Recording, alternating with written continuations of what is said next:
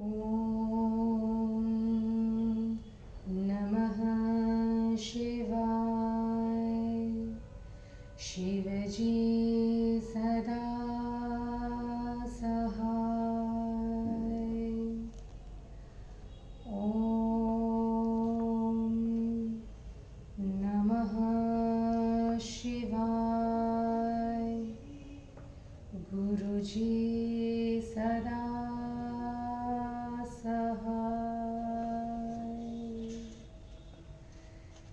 जय गुरुजी।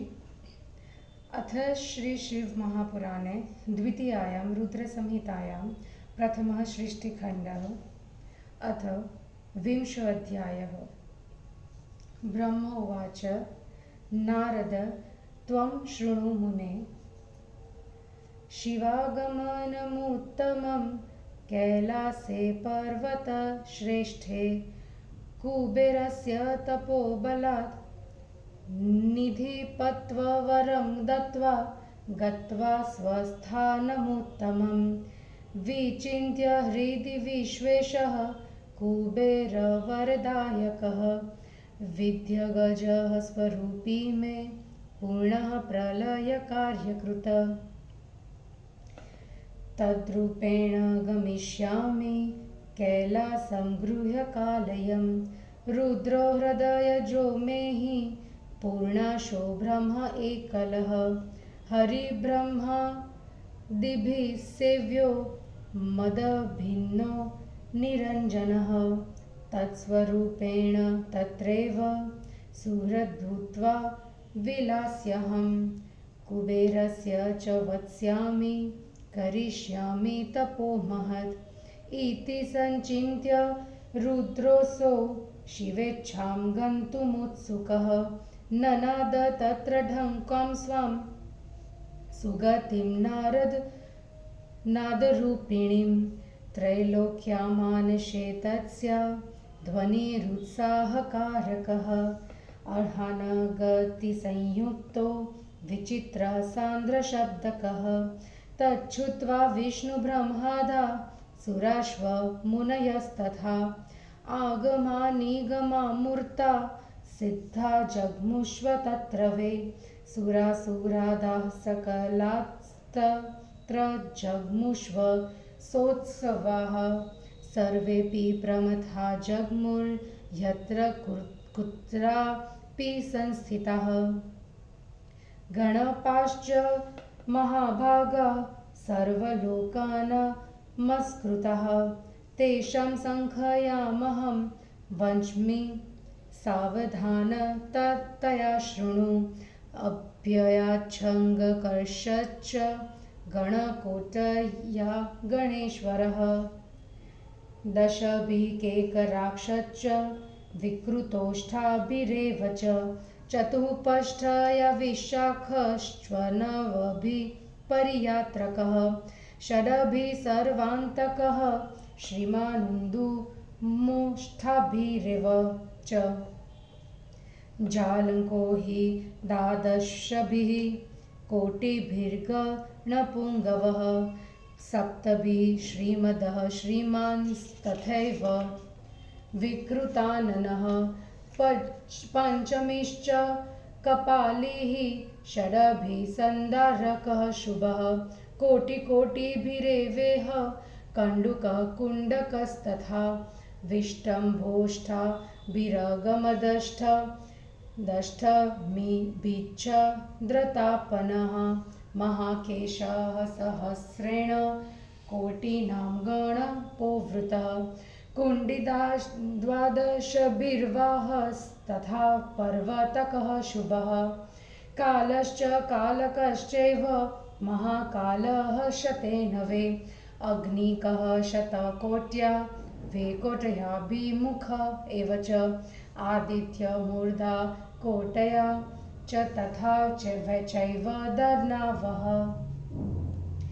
सन्नाश्च शतेनैव कुमुदः कोटिभिस्तथा अमोदः कोकिलश्चैव कोटिकोट्या सुमन्त्रकः काकपादोपरः षटया सन्तानकः प्रभु महाबलश्च नवभिर्मधुपिङ्गश्च पिङ्गलः नीलो नवत्या देवेशं पूर्णभद्रस्तथैव च कोटीनां चैव सप्तानां चतुर्वक्त्रो महाबलः कोटिकोटिसहस्राणां शतैर्विंशतिभिर्वृतः तत्र जगामा सर्वेशः कैलासगमनायवे काष्ठागूर्धश्चतुष्षष्ट्या सुकेशो वृषभस्तथा कोटिभिः सप्तभिश्चैत्रो नकुलीशः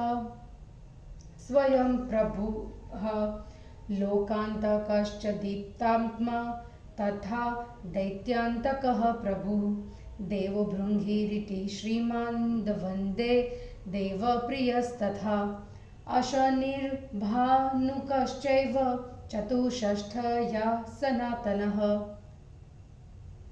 नन्दीश्वरो गणाधीशः षट्कोट्या महाबलः एते चान्ये च गणपा असङ्ख्याता महाबलाः सर्वे सहस्रहस्ताश्व जटामुकुटधारिणीः सर्वे चन्द्रावतं साश्व नीलकण्ठास्त्रिलोचनाः हारकुण्डलकेयूरमुकुटाधैर्यलत्कृताः ब्रह्मेन्द्र विष्णुसङ्काशा अणिमादिगणे वृताः सूर्यकोटिप्रतीकाशास्तत्राञ्च मुर्गणेश्वरः एते गणाधिपाश्चान्ये महात्मानो मलप्रभाः जग्मुस्तत्र महाप्रीत्या शिवदर्शनलालसः गत्वा तत्र शिवं दृष्ट्वा नत्वा चक्रुपुरां नुतिं सर्वे साञ्जलयो विष्णु प्रमुखा नतमस्तकाः इति विष्णवादिभिः सार्धः महेशः परमेश्वरः कैलासमगम प्रीत्या कुबेरस्य महात्मनः कुबेरोऽप्यागतं शम्भुं पूजयामास सादरम् भक्त्या नानोपहारैश्व परिवारसमन्वितः ततो विष्णवादिकान् देवान् गणान् शान्यानपि ध्रुवं शिवानुगान् समानर्च शिवतोषणहेतवे अथ शम्भु समालिङ्ग्य कुबेरं प्रीतमानसः मूर्ध्ना चाध्राय सन्तस्था वलकां निकषाखिलेः शशास विश्वकर्माणं निर्माणार्थ गिरो प्रभुः नानाभक्तिनिवासाय स्वपरेषां यथोचितं विश्वकर्मा ततो गत्वा तत्र नानाविधां मुने रचनां रचयामास धृतं शम्भोरनुज्ञया अथ शम्भुः प्रमुदितो हरिप्रार्थनया तदा कुबेरानुग्रहं कृत्वा ययो कैलासपर्वतं सुमुहूर्ते प्रविश्यासो स्वस्थानं परमेश्वरः अकरोदखिलान् प्रीत्या सनाथान् भक्तवत्सलः अथ सर्वे प्रमुदिता विष्णुप्रभृतयः सुरा मुनयश्चापरे सिद्धा अभ्यषिञ्चन्मुदा शिवं समानच्युः क्रमात् सर्वे नानोपायनपाणयः नीराजनं समाकाशु महोत्सवपुरःसरम् तदास्ति सुमनो वृष्टिर्मङ्गलाय तना मुने सुप्रीता नन्नुतस्तत्राप्सरसो गानतः परा जय शब्दो नमः शब्दस्तत्रासीत्वर्वसंस्कृतः तदोत्साहो महानासीर्तत्स्वीर्षेणां शां सुखवर्धनः स्थित्वा सिंहासने शम्भुर्विरराजाधिकं तदा सर्वे संसेवितो भीक्ष्णं विष्णवाधैश्व यथोचितं अथ सर्वे सुराधाश्च तुष्टुवुस्तं पृथक् पृथक् अथ्यार्भिर्वाग्भिरिष्ठाभिं शङ्करं लोकशङ्करं प्रसन्नात्मा स्तुतिं श्रुत्वा तेषां कामान् ददो शिवः मनोभिलषितान् प्रीत्या वरान् सर्वेश्वरः प्रभु शिवाज्ञयाथ ते सर्वे स्वं स्वं धाम ययुर्मुने प्राप्तकामा प्रमुदिता अहं च विष्णुना सह उपवेशासने विष्णुं माञ्छ्वशम्भुरुवाचः बहु सम्बोध्य सुप्रीत्यानुगृह्य परमेश्वरः शिव उवाच हे हरे हे विधे तात युवां प्रियतरो मम सूरोत्तमो त्रिजगतो वनसर्गकरो सदा गच्छतं निर्भयं नित्यं स्वस्थानं च मदाज्ञया अहं सुखप्रदाताव विशेषात् प्रेक्षकः सदा इत्याकर्ण्य वचः शम्भोः सुप्रणम्य तदाज्ञया अहं हरिश्च स्वं धामागमाव प्रीतमानसो तदानीमेव सुप्रीतः शङ्करो निधिपं मुदा उपवेश्य गृहीत्वा तं कर आह शुभं वचः तव प्रेम्णा वशीभूतो मेत्रतामगमं सुखे स्वस्थानं गच्छ विभयः सहायोऽहं सदा नध इत्याकर्ण्य वचः शम्भो कुबेर प्रीतमानसः तदाज्ञया स्वकं धाम जगाम प्रमुदान्वितः स उवास गिरो शुम्भुः कैलासे पर्वतोत्तमे सगणो योगनिरतः स्वच्छन्दो ध्यानतत्परः कच्चिदध्यो स्वमात्मानं कच्चिदोगरतोऽभवत् इतिहासं गणान् प्रीत्या वादित्स्व छन्दमानसः क्वचित्कैलासकुधर सुस्थानेषु महेश्वरः विजहार गणे प्रीत्या विविधेषु विहारवित इत्थं रुद्रस्वरूपोऽसौ शङ्करः परमेश्वरः अकार्षीत् सद्गिरो लीलां नानायोगिवरे सह नीत्वा कालं कियन्तं सो पत्नीकः परमेश्वरः पश्चादवाप स्वां पत्नीं दक्षपत्नी समुद्भवाम् विजहार तया तस्या दक्षपुत्र्या महेश्वरः सुखी बभूव देवेशे लोकाचारपरायणः इत्थं रुद्रावतारस्ते वर्णितोऽयं मुनीश्वर कैलासगमनश्वास्य सखीत्वं निधिपस्य हि तदन्तर्गतलीलापि वर्णिता ज्ञानवर्धिनी इहामुत्र च या नित्यं सर्वकामफलप्रदा इमां कथां पठेदस्तु शृणुयाद्वा समाहितः भुक्तिं समासाद लभेन्मुक्तिं परत्रसः इति श्री शिवमहापुराणे द्वितीयायां रुद्रसंहितायां प्रथमखण्डे श्रुष्टपूपाख्याने शिवस्य कैलासगमनं नाम 20ोऽध्यायः समाप्तोऽयं रुद्रसंहितान्तर्गतः प्रथम सृष्टिखंड। हिंदी अनुवाद।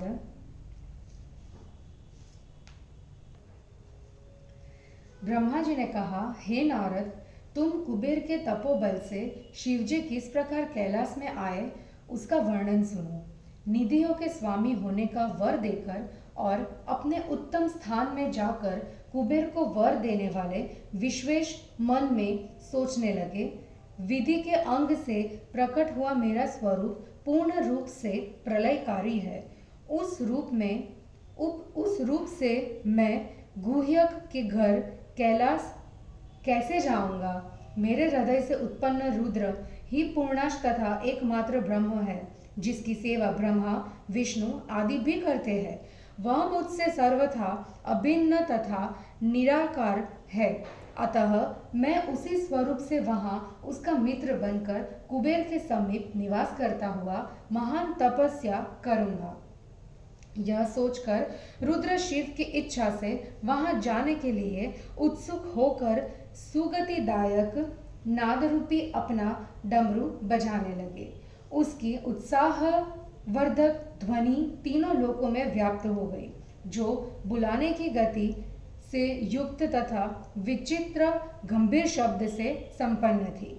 उस शब्द को सुनकर ब्रह्मा, विष्णु आदि देवता तथा मुनि समूह मूर्त रूप आगमन मतलब शास्त्र, निगम मतलब वेद एवं सिद्धजन भी वहां पहुंचे। सूर, असुर आदि सभी अत्यंत प्रसन्नता के साथ वहां गए। शिवजी के समस्त गण भी जो जहां थे वहीं से वहां पहुंचे। समस्त लोगों के प्रणम्य महान भाग्यवान गणों के स्वामी भी उस स्थान पर पहुंचे। उनकी संख्या को मैं कहता हूं, तुम सावधान होकर सुनो। गणेश्वर शंखकर्ण 1 करोड़ गणों के साथ वहां गए। 10 करोड़ गणों के साथ केकराक्ष, 8 करोड़ गणों के साथ विकृत, 64 करोड़ गणों के साथ विशाख, 9 करोड़ गणों के साथ पारियात्रक, 6 करोड़ गणों के साथ सर्वांतक, 8 करोड़ गणों के साथ श्रीमान दुंदुभि, गणों में श्रेष्ठ जालंक नामक गण, 12 करोड़ गणों के साथ, 7 करोड़ गणों के साथ श्रीमान समद, इतने ही गणों के साथ विकृतानन, 5 करोड़ गणों के साथ कपाली, 6 करोड़ गणों के साथ शुभ संधारक, कंडुक तथा कुंडुक 1-1 करोड़ गणों के साथ, विष्टंभ और चंद्रतापन 8-8 करोड़ गणों के साथ गए। महाकेश नामक गणों का स्वामी 1000 करोड़ गणों के साथ गया। कुंडी वाह तथा शुभ पर्वतक 12 करोड़ गणों के साथ गया। कालक तथा महाकाल ये गणाधीश 100 करोड़ गणों के साथ गए। अग्निक 100 करोड़, अभिमुख 1 करोड़, आदित्य मूर्धा तथा धनाव 1-1 करोड़, संराह तथा कुमुद 100 करोड़, अमोद, कोकिल तथा सुमंत्रक 1-1 करोड़, काकपाद एवं संतानक प्रभु 60 करोड़, महाबल, मधुपिंग तथा पिंगल 9-9 करोड़, पूर्णभद्र और नील 90-90 करोड़ गणों के साथ महादेव जी के पास आए और महाबली चतुर्वक्त्र 7 करोड़ गणों को लेकर आया। 120,000 करोड़ गणों की 2 सेनाओं से घिरा हुआ सर्वेश कैलाश जाने के लिए आया। काष्ठागुड़, सुकेश तथा वृषभ ये 64 करोड़ गणों के साथ चैत्र और स्वयं प्रभु नकुलिश 7 करोड़ गणों के साथ लोकांतक, दीप्तत्मा, दैत्यंतक प्रभु देव, भृंगी, ऋटि, श्रीमान, देव प्रिय, अशनि, भानुक, सनातन ये 64 करोड़ गणों के साथ आए। महाबली गणाधीश नंदीश्वर 100 करोड़ गणों के साथ आए। ये तथा इनके अतिरिक्त और भी असंख्य महाबली गणों के स्वामी 1000 हाथों वाले जटा तथा मुकुटधारी थे। सभी मस्तक पर चंद्रमा धारण किए हुए, नीलकंठ, 3 नेत्रों वाले हार, कुंडल, बाजूबंद तथा मुकुट आदि से अलंकृत थे। ब्रह्मा, विष्णु, इंद्र के सदृश अणिमादि गणों से घिरे हुए करोड़ों सूर्यों से सदृश कांतिमान गणों के स्वामी वहां आए। ये तथा और भी गणाधिप निर्मल कांति तथा महान आत्मा वाले शिव जी के दर्शनों के लोभ से अत्यंत प्रेम से वहां पहुंचे। विष्णु आदि सभी वहां जाकर शिव जी को देखकर उन्हें हाथ जोड़कर सिर झुकाकर नमस्कार कर उत्तम प्रकार से स्तुति की है।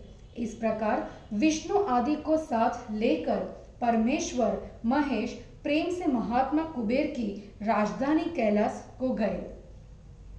कुबेर ने भी शिव जी को आया हुआ देखकर परिवार सहित भक्तिपूर्वक सादर अनेक प्रकार के उपहारों से उनकी पूजा की।